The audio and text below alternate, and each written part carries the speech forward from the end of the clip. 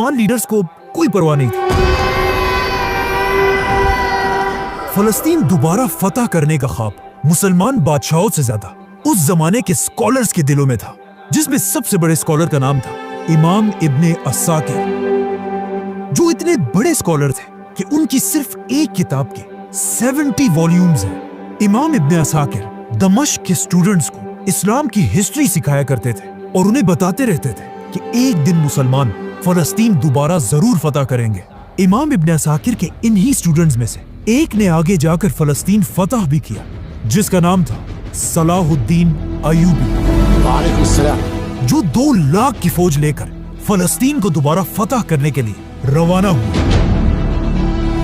By the way, जब सलाहुद्दीन फलस्तीन की तरफ जा रहे थे, उसी दौर के बगदाद में एक बहुत ही अजीब किताब लिखी गई, जिसका नाम था फज़ाइले यजीद। इस किताब में यजीद को इस्लाम के एक बहुत बड़े हीरो की तरह प्रेजेंट किया गया था और ऐसा दिखाया गया था कि यजीद से ज्यादा नेक इंसान तो कोई है ही नहीं।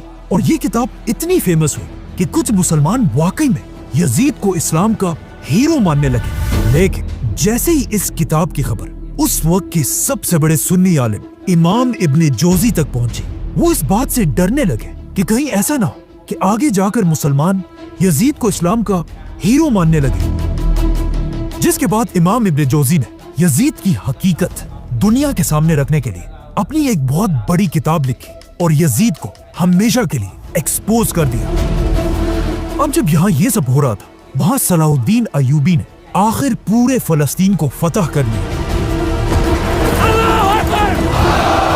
और मस्जिद अक्सा पर इस्लाम का झंडा लहराया, जिसकी वजह से आज तक सलाहुद्दीन को पूरी दुनिया याद करती है। Warrior Saladin conquered the Crusaders. अब सलाहुद्दीन की इस फौज में भी एक बहुत बड़े स्कॉलर थे, इमाम इब्ने असीर, जिन्होंने लड़ने के साथ साथ इस्लाम की हिस्ट्री पर एक बहुत बड़ी किताब लिखी थी। और ये है उनकी किताब, जिसमें उन्होंने सलाहुद्दीन की जंगों के साथ साथ इंडिया पर हमला करने वाले पहले मुसलमान बादशाह की कहानी भी लिखी, सुल्तान शहाबुद्दीन गौरी।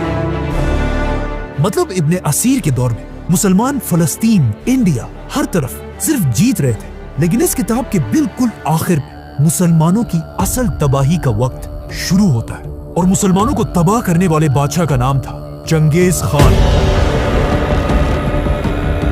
सलाहुद्दीन अयूबी के कुछ ही अरसे बाद चंगेज खान मंगोलिया से मुसलमान इलाकों की तरफ बढ़ने लगा और एक एक करके हर मुसलमान सिटी को जलाने लगा।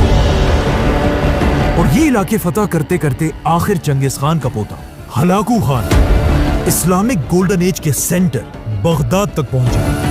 कहा जाता है इस वक्त इस्लामिक गोल्डन एज इतनी खराब हो चुकी थी कि लोग साइंस और नॉलेज को छोड़कर एक दूसरे के साथ अजीब अजीब बातों पर बहस करते थे। मतलब जब हलाकू खान तेजी से बगदाद की तरफ बढ़ रहा था, बगदाद के अंदर मुसलमानों की ये बहस चल रही थी कि एक सुई की नोक पर कितने फरिश्ते बैठ सकते हैं, हजरत ईसा अलैहिस्सलाम कैसी रोटी खाया करते थे, और ऑफ कोर्स शिया सुन्नी की आपस की बहस। और जब मुसलमान आपस में इन बहसों में बिजी थे, हलाकू खान की फौज बगदाद में दाखिल हुई और शिया सुन्नी को देखे बगैर सबको मुसलमान समझकर सबकी गर्दनें उड़ा दी।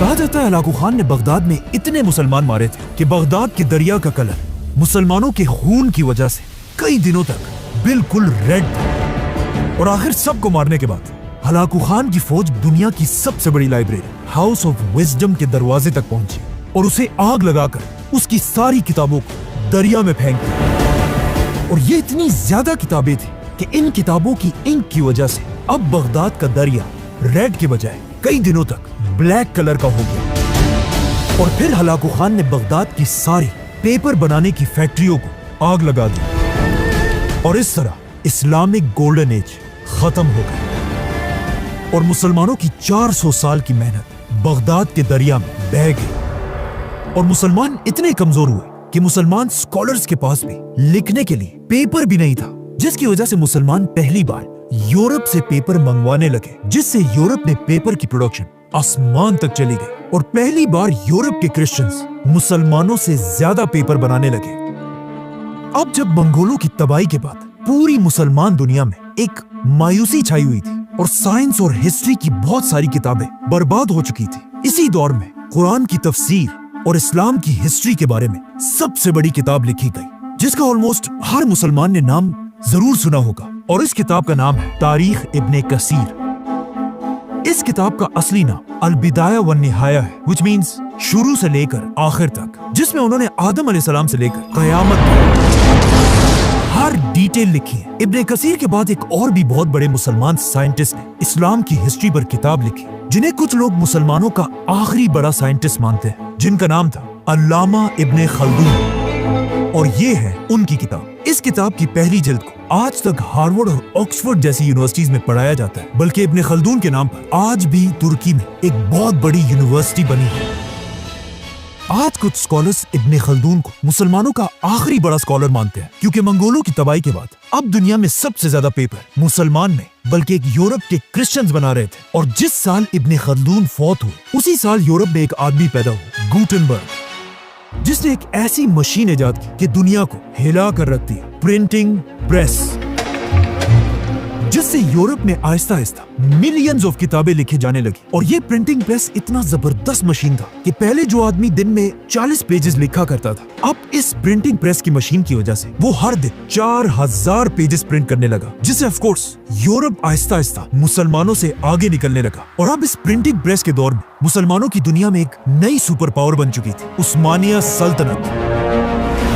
और उस्मानिया सल्तनत ने एक ऐसा फैसला किया जिसे आज तक उनका सबसे बड़ा ब्लंडर माना जाता है। उस्मानिया सल्तनत के बादशाह और स्कॉलर्स ने मिलकर एक बहुत ही अजीब ऐलान किया कि ये मशीन प्रिंटिंग प्रेस मुसलमानों के लिए हराम है।